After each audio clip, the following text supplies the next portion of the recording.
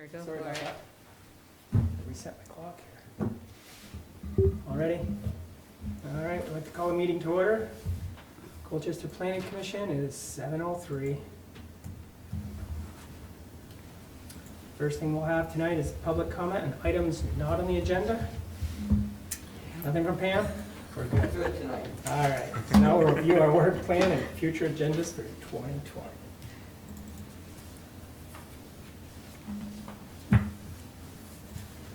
So I can pull up on the screen if you like, but I think just, Screen.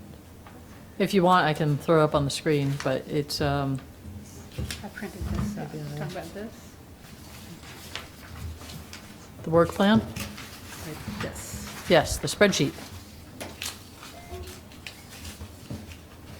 So what Zach, our intern, did, Zach Maya, he did a great chart for us of all the implementation parts of the 2019 town plan. And so we extrapolated some of that when we were looking at our own work plan for the department and also for the planning commission. And you've already made your way through quite a few of those goals with the last supplement 42 that you sent to the planning commission with the conclusion. Nowhere in the 2019 town plan did we anticipate the MBI project, but you've completed that, and so now.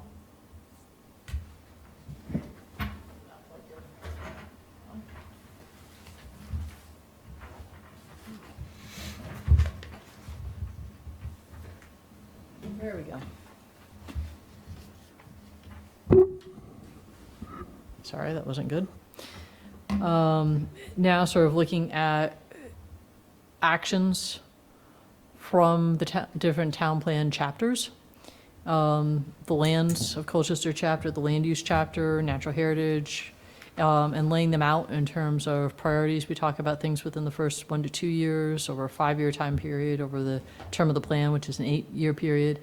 There's some general guidance, which is number 1, but number 2 on that list in terms of immediate priorities is the zoning on East Lakeshore Drive and similar areas should be examined within 2 years of adoption of this plan to address view preservation as rebuilds along the shoreline continue. And then there's also another high priority within a year of adoption of this plan, the Development Review Board should consider solar screening bylaw to ensure that similar screening standards are applied to solar as to commercial development.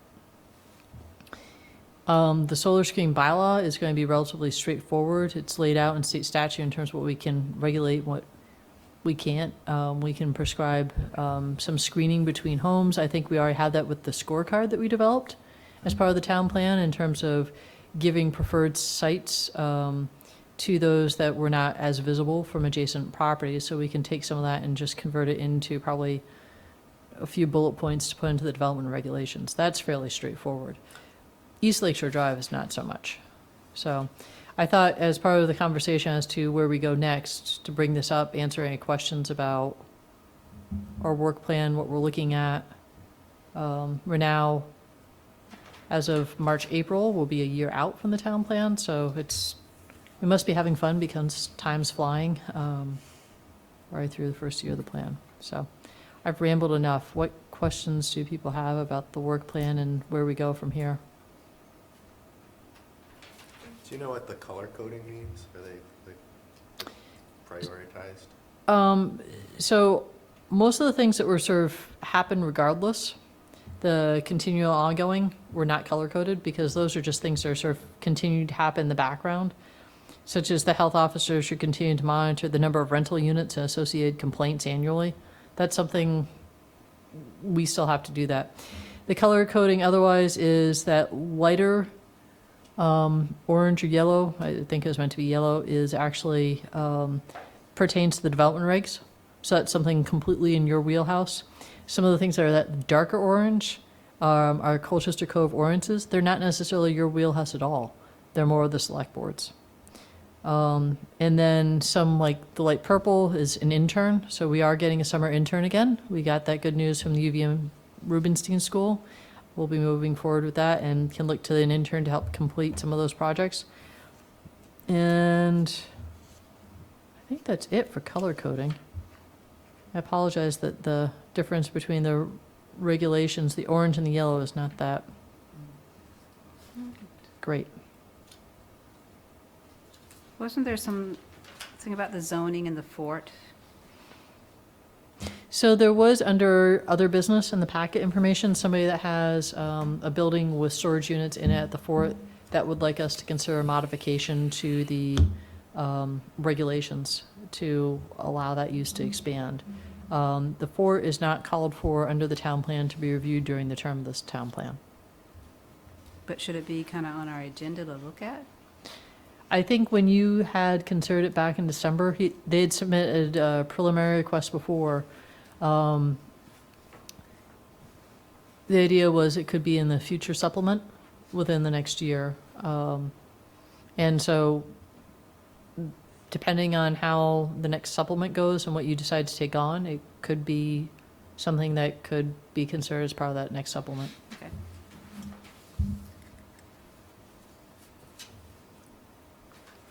No, it just sounds like East Lake Shore Drive is going to be our big item next. I think it's going to be your next stop.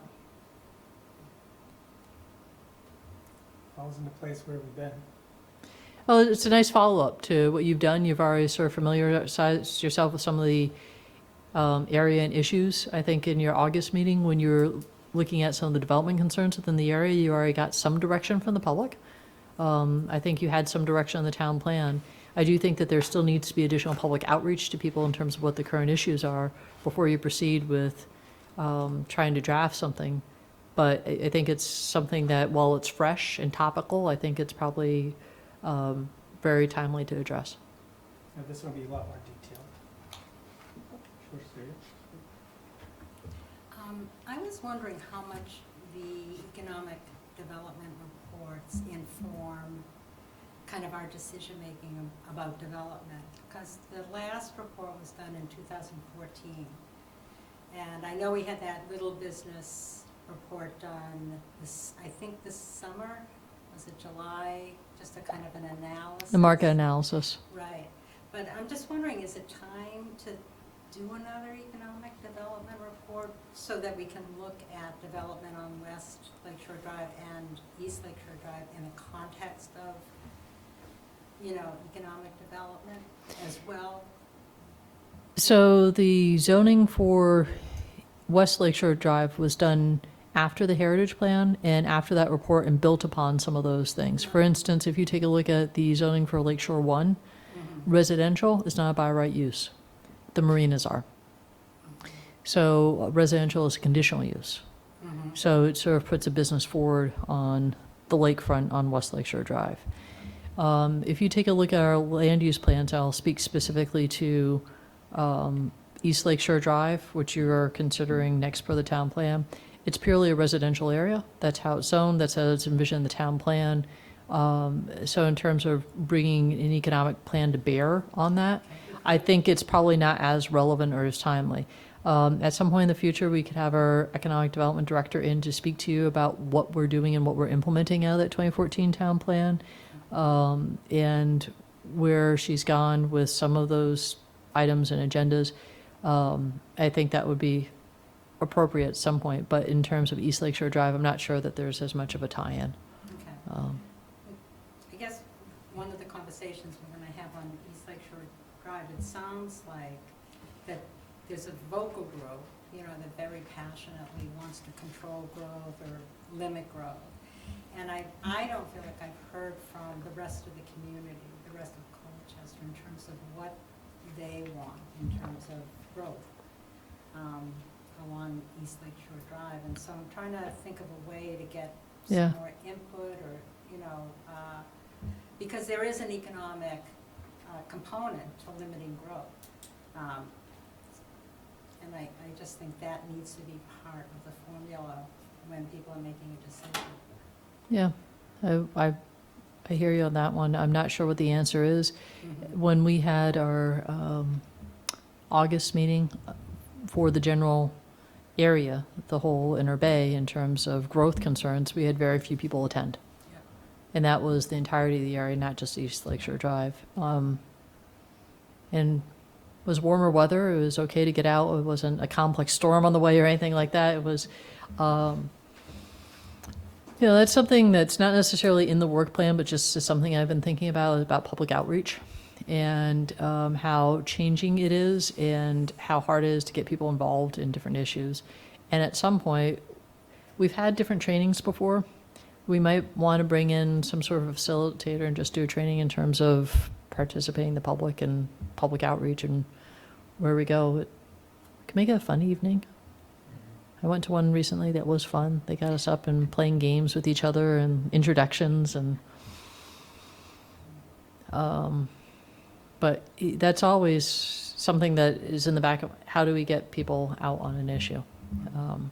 I'm open for ideas. And if we want to be innovative, let's be innovative.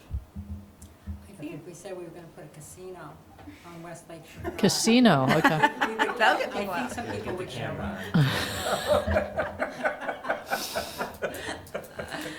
I think it was a former planning commissioner that at one point was saying that we should talk about how there are different states that if they're offshored, they're not putting them in the bay, and so that's on land. That's the first time I've heard that. I would think people would be a little excited, thinking that we're rezoning I think so too. properties. and Yeah, that's I was going just on. kidding, They really. want to be a little more informed. You hope that the property owners would get out, but in terms of that larger group of people, Yeah. Well, when you did the West Lake Shore Drive, since I wasn't part of that, was there a lot of public input on that one? yeah. Yeah, so I think you're right. There I mean, was we're a gonna start meeting. rezoning, people are gonna come out, Yeah, because there they're was gonna be definitely a concerned. meeting that a lot of people showed up for, wasn't here. Police station. That's right, it's not the police station. Yep. Yeah. Of course, you had a lot of business owners, as well as you have different clubs, sailing clubs, what have you, that are in that area that came out. Versus East Lake Shore Drive, it's mostly residential. And you still have summer seasonals where people don't necessarily live here and are maybe elsewhere in the cold and not able to come and participate. So I'm hopeful that we could, you're right, maybe people will show up when we talk about rezonings. But How deep are we going to go? how deep? Yeah, how far back are we going to go into Lake Shore? Are we going to look at the road and then straight back to the bike path for everything that's incorporated? Are we going to look at 150 feet from the lake? It's a good question. Let me call up a map and let's have a look.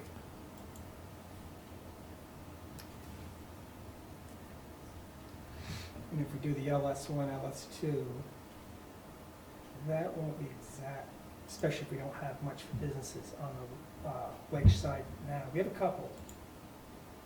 Not much. We do? Yeah, there's On a- East Lake There's Shore a Drive? little mooring business out there.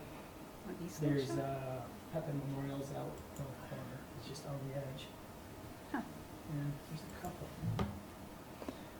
They're pre-existing non-conforming, the whole thing's zoned residential. yeah. So they're stuck right now. Right, and then you have the big camp complex there just on top of the hill, Neil Hazlitt's property, Cleary. I don't know what they're zoned.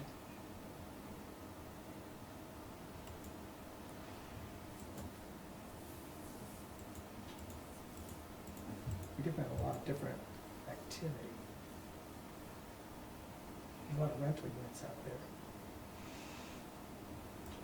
There's a lot of potential for Airbnbs out there. Oh, yeah. So you had the interstate, which always acts as a marker in terms of where you might want to cut off. Wouldn't we want to look at that whole GD1 section anyways? If we don't, aren't we gonna kind of segregate and split those zonings up? So what you did on West Lake Shore Drive, you had this red hatching, which is LS1, and this other hatching, which is LS2, and so you only went basically a property deep on the non-lake side. So you could, on East Lake Shore, where the old zoning left off, you could just go up the lake side and then just the one property deep.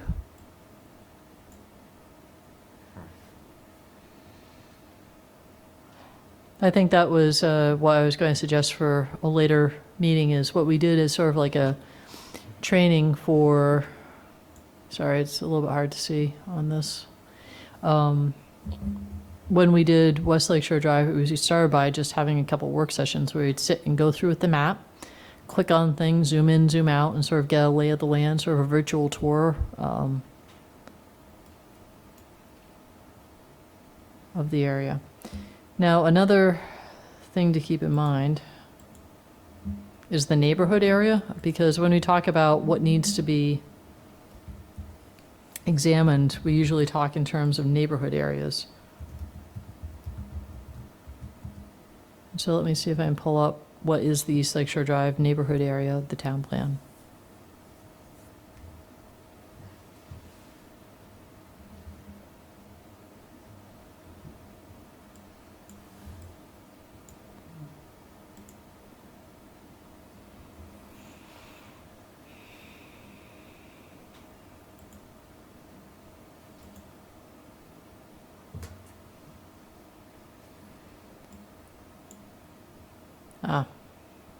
So we did the inner bay altogether.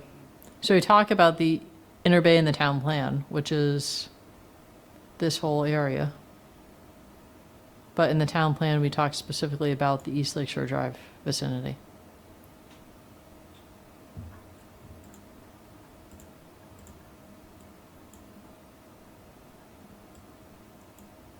So East Lakeshore Drive isn't a defined area yet?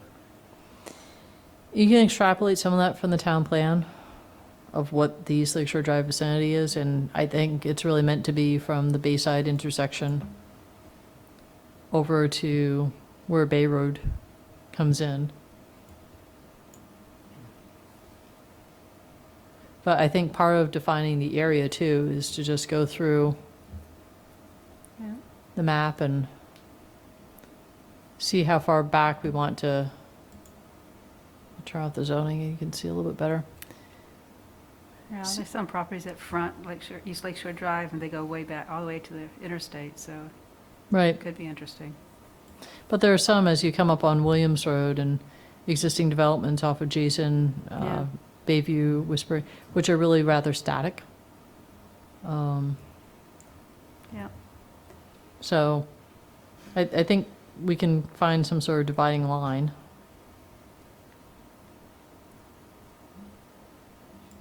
So, how long do we want to do this for?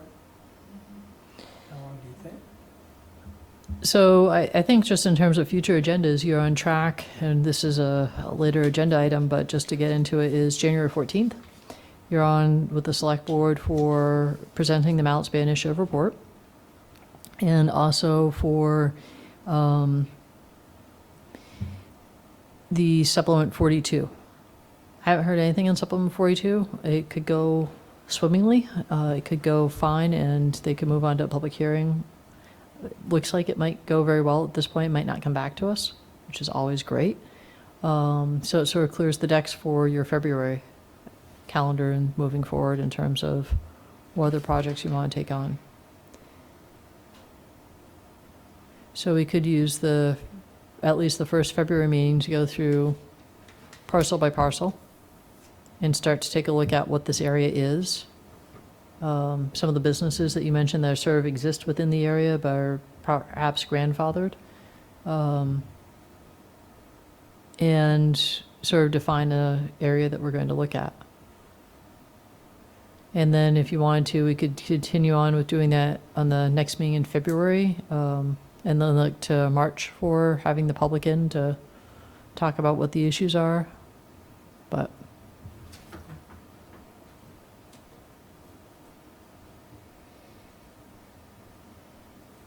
Sounds good so far? Yep? Yep. Everybody's saying yes? There you go. Okay. Good.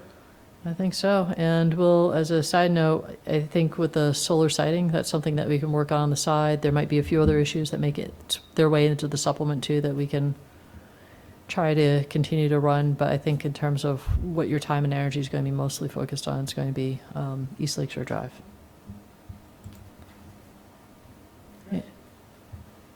Any other questions on the work plan? No? Okay. All right. Next on the agenda, prepare for January 14th select board meeting. Do you want me to pull up the report at all, or do you want me to? If I don't need to pull up the report, I can shut this down, but we pulled it together. It looks nice. Oh, might as well. It looks great. Yes. Sean did the graphics. He always makes everything come together and look so good.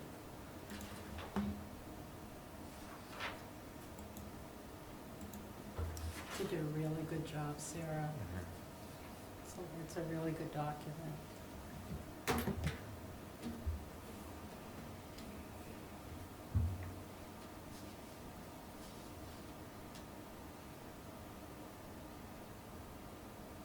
Yeah, from absolutely nothing to this is amazing, I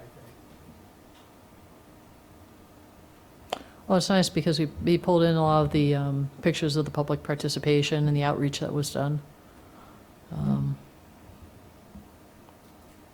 Plus, it's a good document on the journey of how we got there.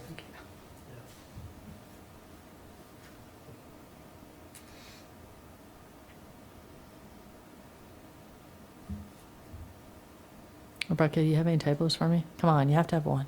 One or No, two. I didn't read it. Okay, that, okay. sorry.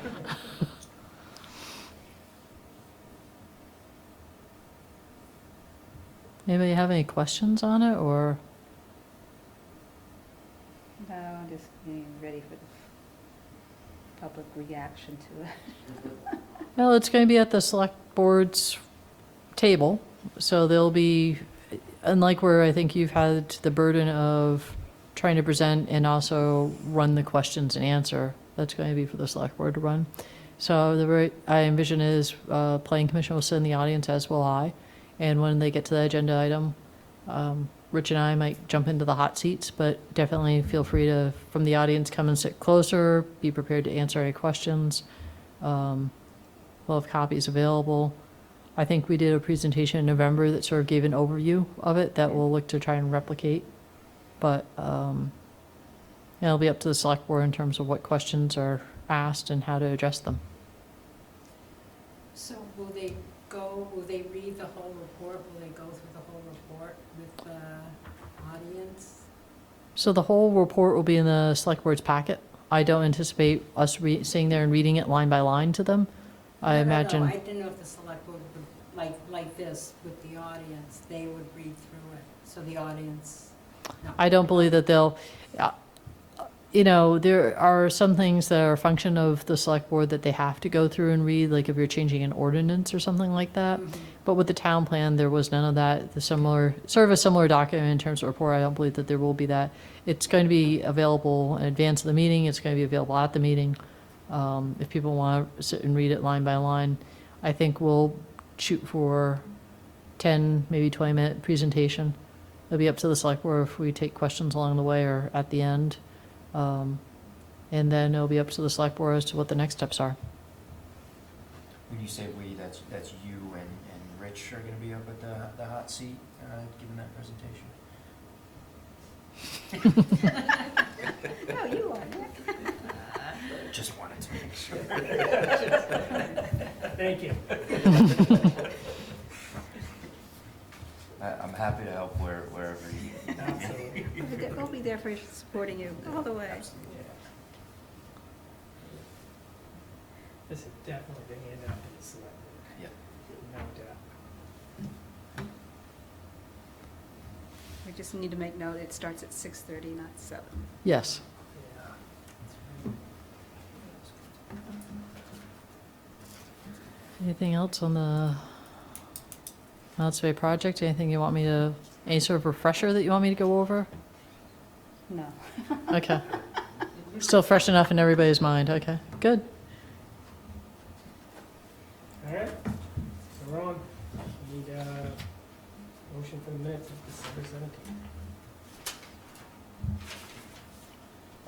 I'll make a motion to approve the minutes, December 17th. Need a second? Second. There you go. Discussion? No? All right, all in favor? Aye.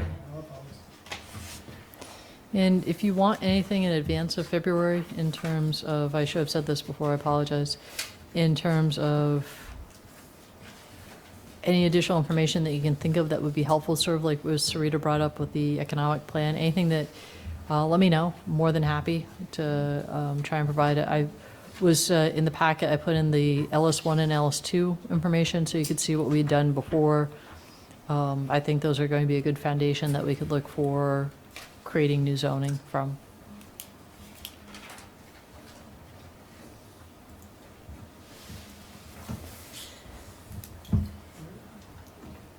Back information? South Hero and Milton are changing the regulations. I don't know if anybody had any questions. And then, as Rebecca noted, there was a request to consider the zoning in the fort, which is GD2, and allowing storage units so that Mr. Sleeper could possibly expand his existing business inside an existing building. Any questions or? You got a note on here about, official title, Mr. Coleman? He sent an email and he was requesting a response. Oh, I don't know if people have had a chance to read that over. yeah, it wasn't very big. He just doesn't think we should recommend. Well, he did say, he asked the question in terms of, were you specifically directed to look at the 289 properties? Please respond and correct me, or something of that nature. I think the report covers that, I think so too. and if you wanted, I could write back to him, pointing him to that section of the report, but, Absolutely. okay. You question whether we should have a conclusion. Yes, he I did. believe Yeah. that that's part of the deal. I don't know if we have a report without a conclusion. I think that, I think the issue for some people is that there's nothing, they don't see anything on the record with that number. But I think when the charge was given by the select board, it was to look at the same project. The original project of the sewer that included that amount, that was in that original, the sewer proposal. So I'm not sure if that's where the confusion is, or, that it wasn't like the select board said, consider this. They said, consider the original, sewer, solution. And within that solution was, the 298 properties, or whatever it was. So, I think we did get that charge, but it might not have been where they kind of highlighted that many houses. Yeah. Does that make sense, Sarah? I think it's in the problem statement, I think the planning commission, let me just see if I can find.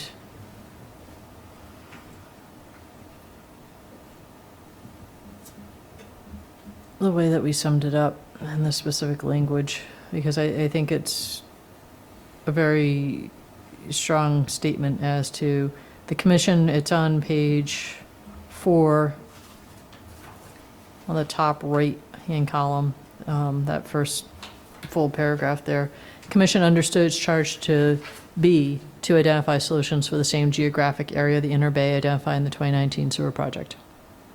The commission also sought as much community input as possible to identify the problem statement and possible solutions. So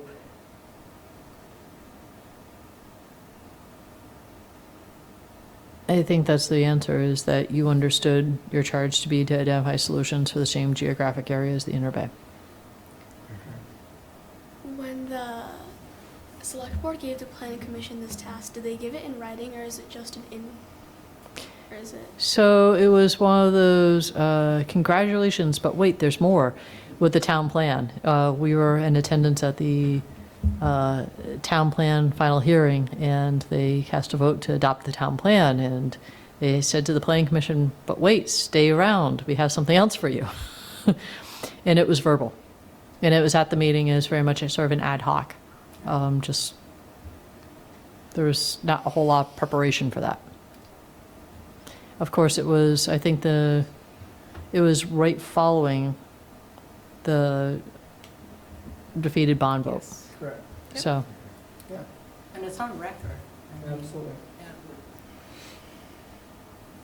lesson learned, never present the final town plan close to town meeting. I guess we're all good? I think so. All right. Anything else you'd like, I just, can I Sarah? ask? No? No, other than to, Gloria? Yes, I'm sorry. Just one question about the DPZ report. yes, Did I get this right that there are bathrooms in this place that has lawyers and accountants? Is that right, that there's no septic? hold on. Oh, wait. Let me pull that up. Okay. Is this in It's our- Yeah. water and sewer lacking, health issue, and then it says there's sales professional and lawyers in the building. Did I read that wrong? Which one are you in? The- No, I'm sorry, it's I think it's the letter from someone From Mr. asking- Sleeper? Yes, I'm sorry, About the storage facility. yes.